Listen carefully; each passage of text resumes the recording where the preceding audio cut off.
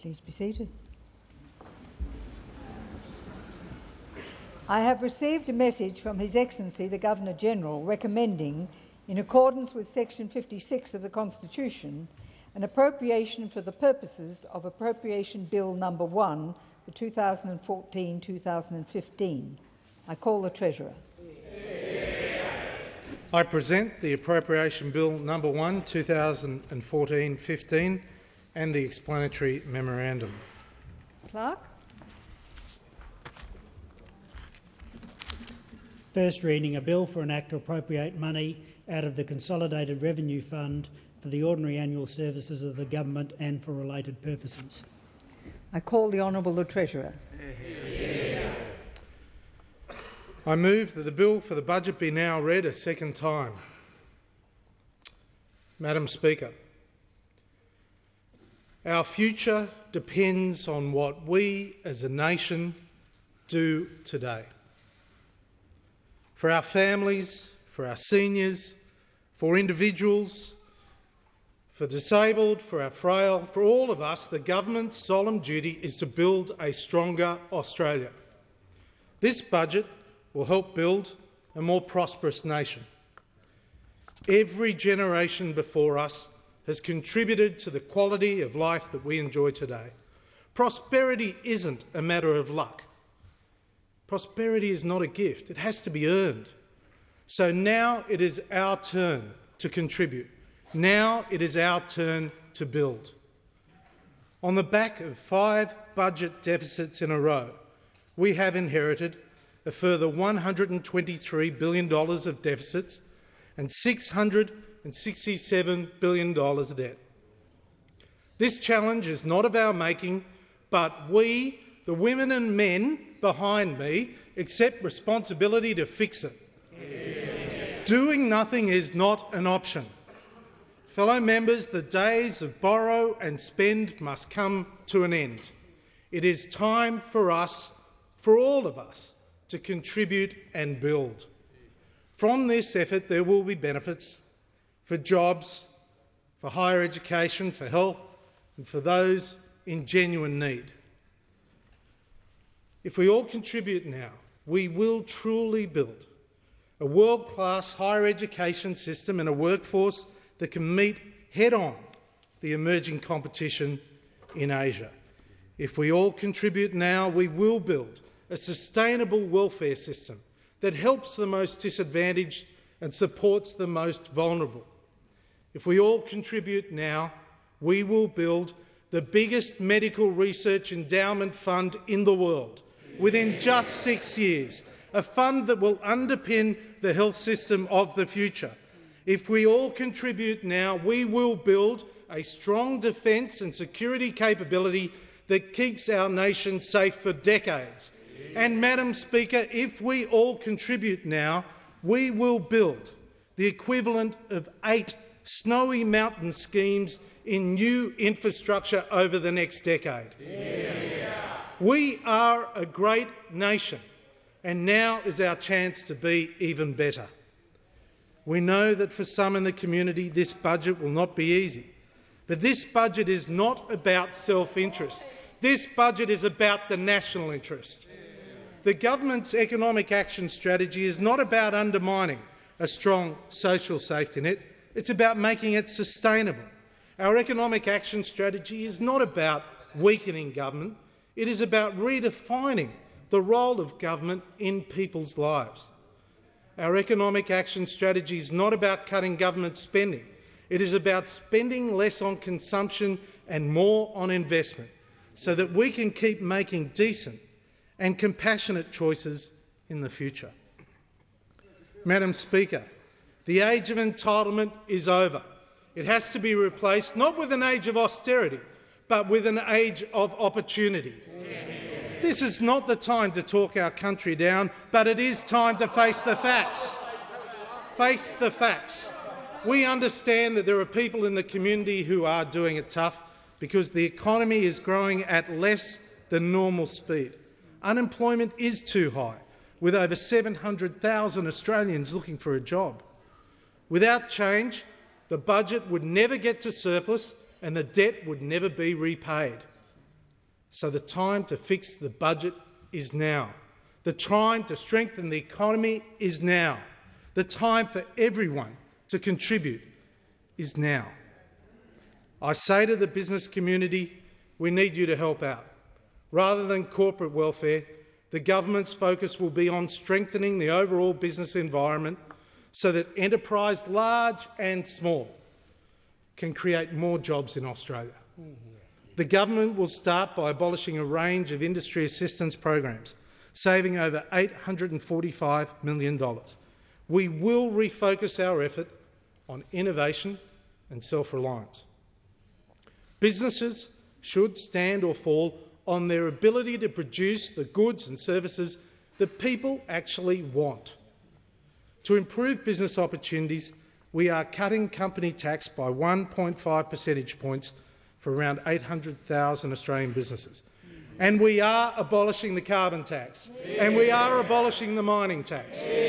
We are removing $1 billion a year in red tape because regulation means more staff doing paperwork and fewer staff helping customers. We are also creating new business opportunities and expanding markets for our farmers, for our miners and service industries in Asia through the new free trade agreements with Korea and Japan. Tonight we are asking higher income earners to help with a budget repair task.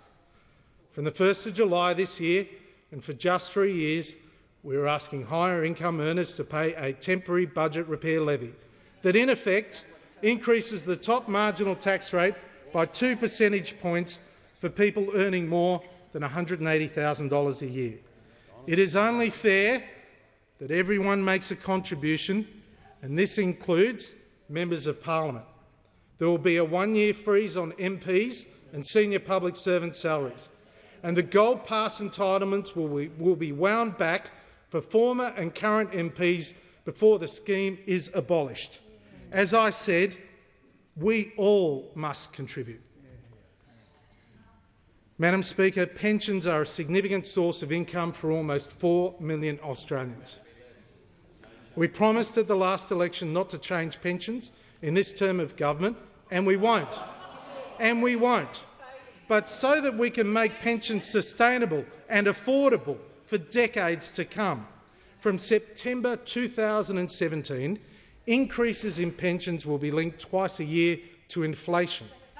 Currently, an individual with a home and almost $800,000 in assets still qualifies for the age pension. A couple with a home and almost $1.1 million in additional assets also qualify for the age pension. Asset and associated income test thresholds will be indexed between now and 2017, but then remain at fixed levels for 3 years. With these changes, pensions will always increase with the cost of living, and the value of the pension will continue to rise, but the system will be much better placed to meet the challenge of a significant increase in demand as our population ages. We should celebrate the fact that Australians are living longer, but we must prepare for the adjustments in our society. Building on the move by the former government to increase the pension age eligibility to 67 by 2023, this government will gradually increase the age of eligibility to 70 by 2035. That's over 2 decades away. To ensure more consistent treatment of senior Australians with similar incomes, untaxed superannuation will be included in the income test for new recipients of the Commonwealth Seniors Healthcare Card. And so that we can better target assistance, the annual seniors supplement will be abolished from the 1st of July this year.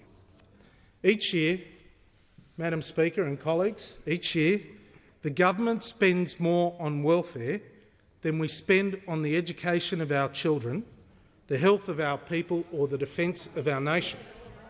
Unlike pensions, which are income replacement payments, family payments are an income supplement to help with some of the costs of raising a family. Current family assistance rates will be kept at the same level for 2 years. Thresholds for the private health insurance rebate and most Medicare fees will also be paused. Surprisingly, around 3/4 of families receiving family assistance receive both Part A and Part B payments. The family tax benefit Part B income threshold will be reduced to $100,000. For a typical family receiving the base rate of family tax benefit Part A, payments will start to reduce when family income exceeds $94,316 per year. Families will benefit from the abolition of the carbon tax, saving households on average around $550 next year alone. They will also keep all of the associated tax cuts without the carbon tax. In addition, families will continue to receive the ongoing clean energy supplement to help with power costs. These changes will build a more sustainable welfare system, with more household income coming from personal effort rather than coming from the government. Fellow members, we must always remember that when one person receives an entitlement from the government, it comes out of the pocket of another Australian. Since coming to office, we have carefully and methodically looked at all areas of government spending. The government has decided to reduce the growth in our foreign aid budget to save $7.9 billion over 5 years. The government has also decided to abolish over 230 bureaucratic programs. In addition, we have also methodically reviewed more than 900 government bodies, boards, committees and councils, and more than 70 are being abolished to deliver better value for taxpayers. A smaller, less interfering government won't need as many public servants. 16,500 staff will leave over the next 3 years without compromising frontline services. At the moment, duplication and overlap between the Commonwealth and the states blur where the buck stops.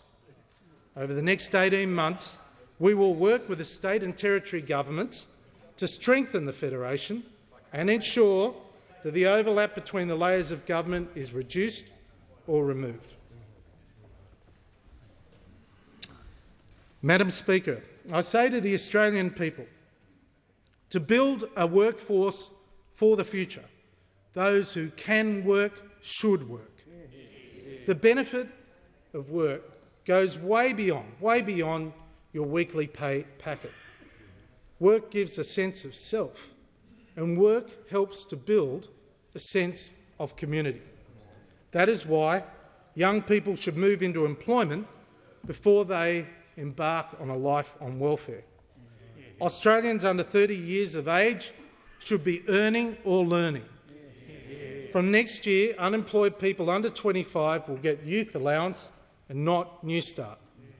People under 30 will wait up to 6 months before getting unemployment benefits and then will have to participate in work for the dole to be eligible for income support. From July this year, the government will also support those learning a trade by providing concessional trade support loans of up to $20,000 over a 4-year apprenticeship. We give young people loans to help them complete a university course, so it is only right that those completing a trade qualification get the same fair go. As well, people under 35 on the disability support pension with some capacity for work will have engagement plans to help them participate in the workforce. For those who leave the workforce to have children, we want you to have every opportunity to return to your career, and our paid parental leave scheme will help keep mothers engaged with the workforce. This measure will complement the changes to family tax benefit Part B that will no longer be available when a family's youngest child turns 6 and is at school. Staying at home should be a parent's choice, but there are limits on how much support a taxpayer can give. Madam Speaker, for Australians over 50, we also want to give you every opportunity to participate in the workforce, but I know how hard it can be for older Australians to find a job. There needs to be a change in the culture of many businesses towards older workers. We'll help change that culture by providing a payment of up to $10,000 to a business that employs an Australian over the age of 50 who has been on an unemployment benefit or on disability support pension for 6 months. Employers can use these funds to assist employees to reskill and play a more active role in the workforce. Fellow members, we must build an education and training system that becomes the envy of the world. As a start, and for the first time, the Commonwealth will provide direct financial assistance for all students studying diploma and some bachelor degree courses. This is a watershed. Along with supporting young people learning a trade, we want to build a country that values all levels of education. This will deliver the best skills for the task ahead. Fellow Australians, we should have at least one university, just one university, in the top 20 in the world, but we don't. And we should have more in the top 100. The higher education system is being held back and cannot compete with the best in the world. We need to set our sights higher. Our changes to higher education will allow universities to set their own tuition fees from 2016. For students already studying, existing arrangements will remain until the end of 2020. Through these once-in-a-generation reforms, the government will help build a sector that is more diverse, more innovative and more responsive to student needs. With greater autonomy, universities will be free to compete and improve the quality of the courses they offer. Some course fees may rise and some may fall. To maintain fair access, students will be eligible for concessional higher education loans. As is the case at the moment, students will not have to pay a single dollar up front, not a single dollar. Fees will be repayable when students are in the workforce earning over $50,000 a year. Importantly, $1 out of every $5 in additional tuition revenue will be used to fund scholarships to those from disadvantaged backgrounds who want to attend university. That's the way we do it. Provide help to those most in need. To build a prosperous community and a better quality of life, we need to build on our strengths. And one of the greatest strengths we have as a nation is our capacity to innovate and invent. And our medical researchers have led the way, from Howard Florey to Sir Gus Nossal, and from Fiona Stanley to Ian Fraser. Australians have, through research and innovation, saved millions of lives, not just here, but right around the world. Australians, make a difference. Tonight, I announce the government's commitment to build, with your contributions, a $20 billion medical research future fund. Yeah. This fund, within 6 years, will be the biggest medical research endowment fund in the world. Its funding of research will be in addition to existing levels of funding through the National Health and Medical Research Council. The Medical Research Future Fund will receive all the savings from the introduction of a $7 Medicare co-contribution, modest changes to the pharmaceutical benefits scheme and other responsible changes in the health budget until the fund reaches $20 billion. Health services have never been free to taxpayers, so patients are being asked to make a modest contribution towards their cost. Madam Speaker, of course safety nets are important, so we are simplifying the Medicare safety net with lower thresholds for most people. And we have safety net provisions for concessional patients and, of course, children. Australians are always prepared to make a reasonable contribution if they know the money is not wasted.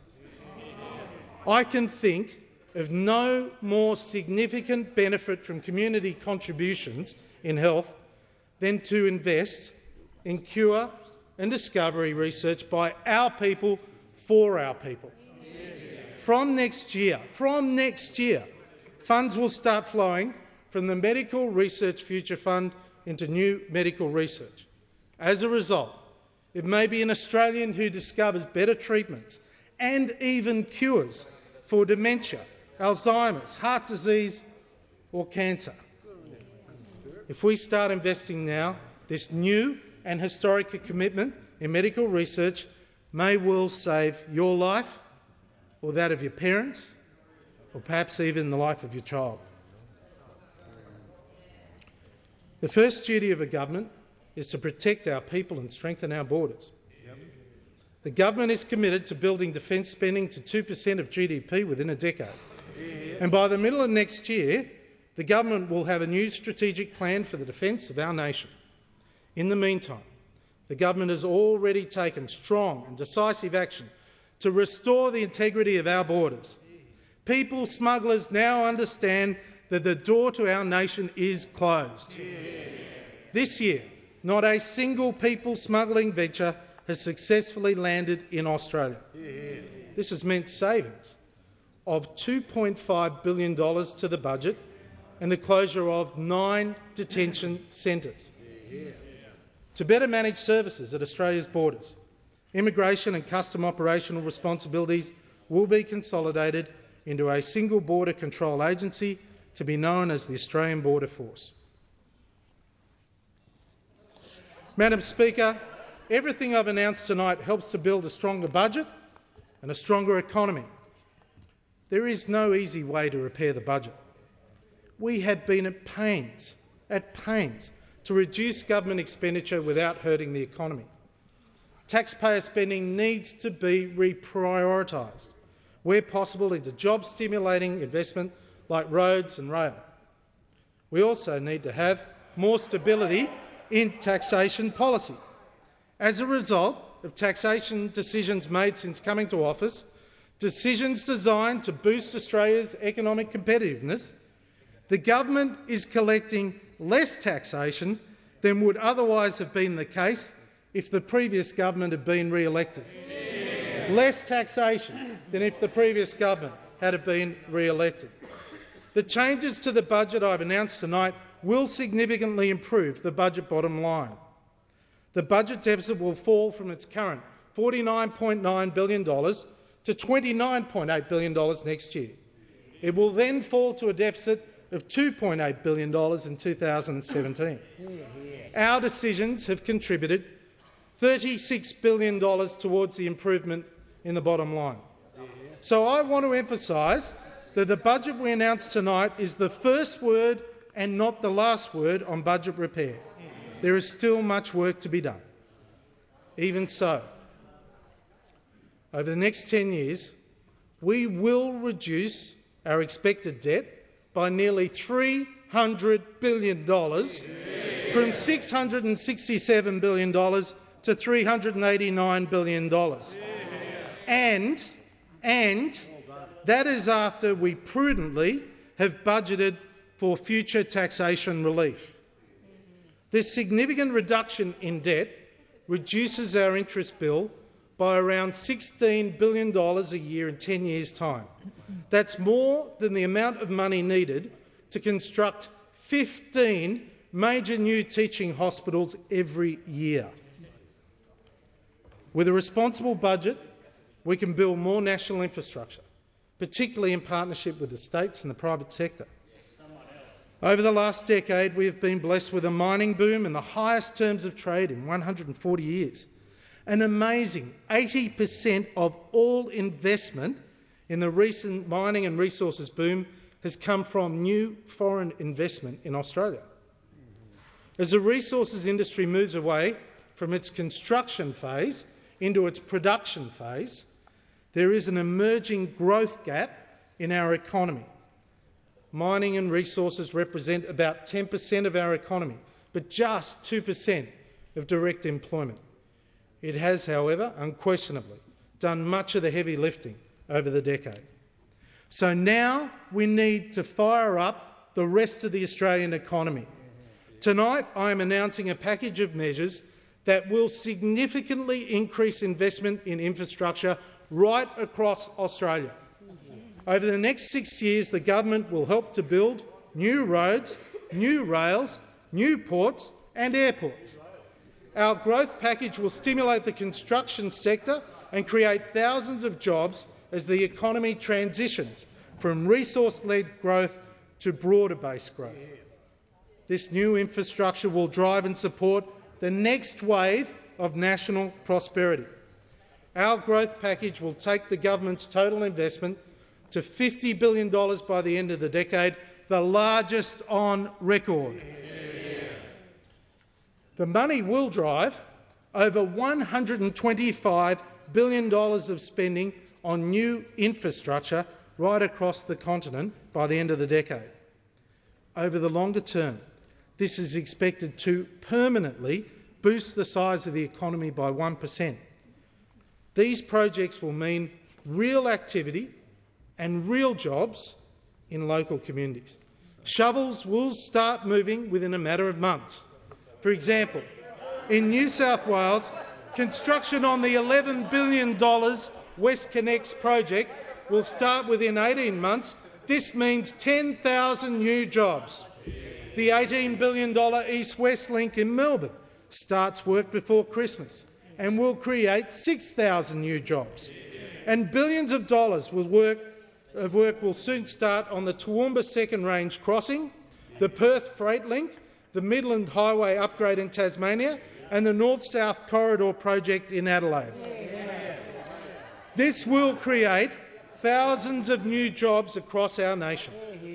And our $1 billion National Stronger Regions Fund, together with $200 million of new black spot funding and $350 million extra for roads to recovery, that will deliver jobs and better roads right across regional and rural Australia.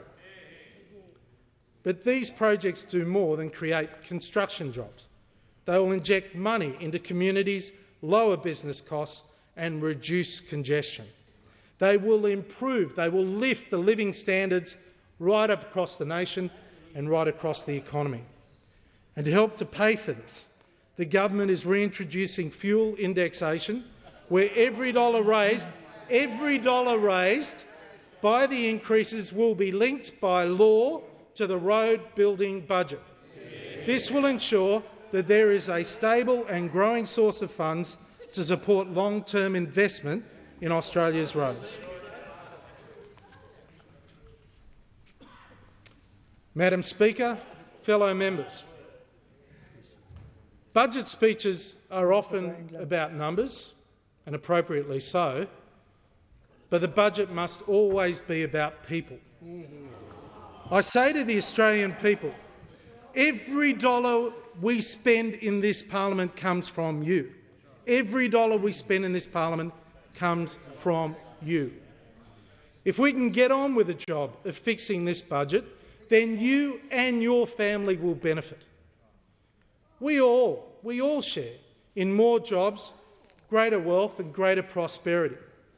But unless we fix this budget together, we will leave the next generation with a legacy of debt, not a legacy of opportunity. As Australians, we must not leave our children worse off. That's not fair. That is not our way. We are a nation of lifters, not leaners. So tonight, we present you with a budget that delivers a sustainable future for your children and the generations beyond. We are a great nation. Madam Speaker, we are a great nation. We are a great people. There is no doubt about that. By everyone making a contribution now, we will build together a better Australia. I commend the bill to the House.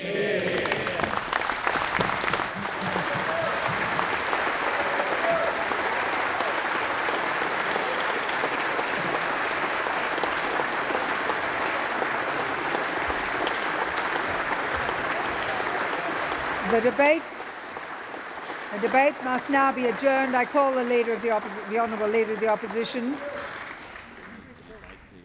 I'd move that the debate be adjourned. The question is that the resumption of the debate be made in order of the day for the next sitting. All those in favour, please say aye.